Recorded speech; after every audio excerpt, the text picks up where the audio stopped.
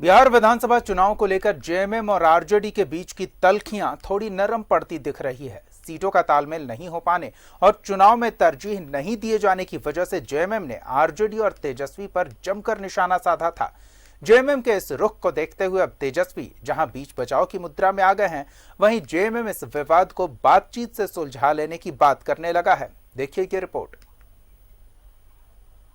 चुनाव में सीटों को लेकर झारखंड में महागठबंधन के साथ ही झामुमो और राजद की राह अब अलग हो चुकी है। सीटों के तालमेल को लेकर बात न बनता देख झामुमो ने बिहार में 7 सीटों पर चुनाव लड़ने की घोषणा कर दी है। हालांकि राजद को लेकर जो तल्खी जेएमएम की कल नजर आ रही थी, उस तल्खी में अब थोड़ी नरमी दिख रही है। तो वहीं बिहार में बात बिगड़ने के बाद प्रदेश राजद अब तेजस्वी के बचाव में नजर आ रहा है। 2019 के विधानसभा चुनाव में खुद के त्याग की दुहाई भी दे रहा है। झारखंड में हम मजबूती से सरकार चला रहे हैं और झारखंड में सरकार अपना पूरा कार्यकाल बहुत मजबूती से और झारखंडी जन आकांक्षाओं को पूरा करते हुए अपना कार्यकाल पूरा करेगी। और अभी ही नहीं, आगे आने वाले अब 10-15 वर्षों तक महागठबंधन की सरकार यहाँ काबिज रहेगी। जहाँ तक बिहार की बात है तो बिहार में भी हम लोग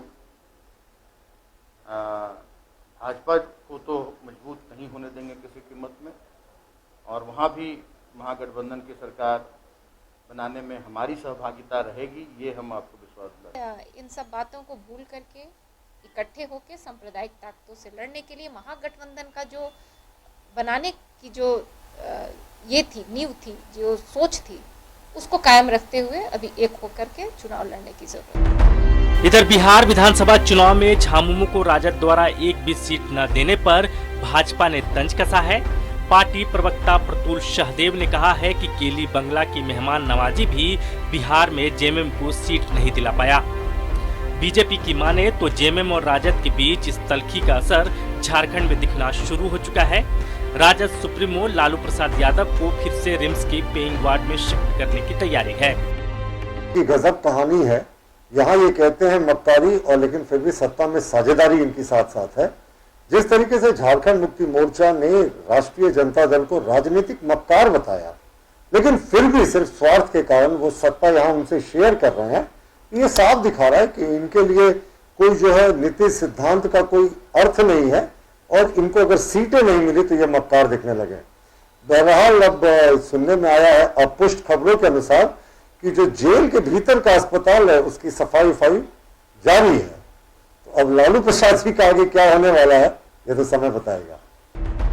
जेएमएम को लेकर बीजेपी के इस तंज पर जेएमएम ने बीजेपी से पूछा है कि आखिर बिहार में ऐसा क्या हुआ कि लोजपा को एनडीए से नाता तोड़ना पड़ा। जहां तक बात राजद के साथ रिश्तों में कड़वाहट की है, तो इसका असर झारखंड की सियासत पर नहीं पड़ने जा रहा है।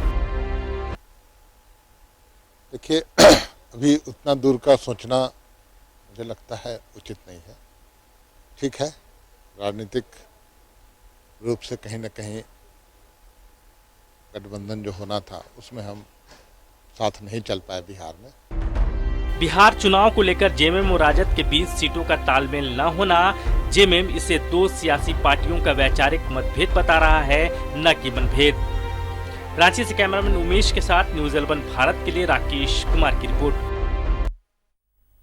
बिहार चुनाव में झारखंड मुक्ति मोर्चा को सीट देने के मामले में लगे झटके पर बीजेपी ने चुटकी ली है। रांची में बीजेपी के प्रदेश अध्यक्ष दीपक प्रकाश ने कहा कि झारखंड निर्माण का विरोधी रहा राजद जेएमएम को आईना दिखा रहा।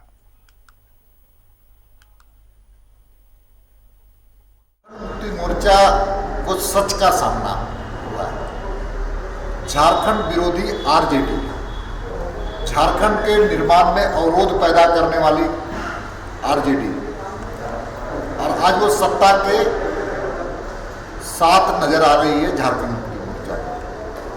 साथ ही साथ हम कह सकते हैं इतनी बड़ी मेहमानबाजी, जेल मैनुअल्स के नियमों को उल्लंघन करते हुए उन्होंने मेहमानबाजी का काम किया था आरजेडी ने।